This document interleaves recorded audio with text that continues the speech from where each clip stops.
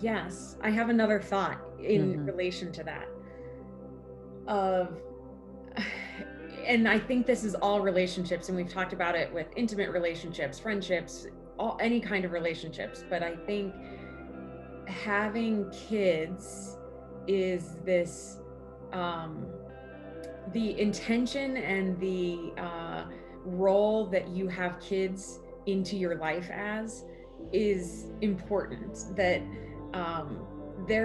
I hold this expectation that I have to fill this role for my mom in her life, instead of just being in her life. There's this bucket that I need to fit in to complete her.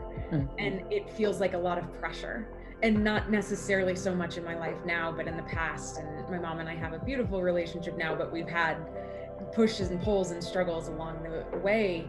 But it's this pressure to be this person for my mom versus be who I want to be or will be in life. And it's the same with like any relationship. If you have a relationship to fill something inside of you that's empty versus just to create full capacity, it's different and it feels different.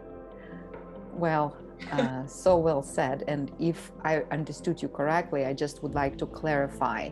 So what you are saying is that building a relationship not based on roles and certain expectations tailored to these roles, but as just another human being who, without any need for them to fill any empty space or to do anything whatsoever specifically, right?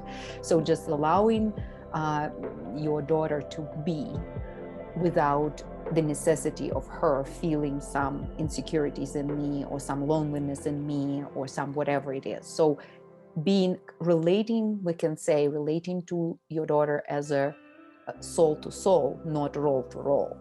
Is that what you meant? It's like creating life out of a complement to my life than a lack of life. Yes. Very beautifully said. Yeah.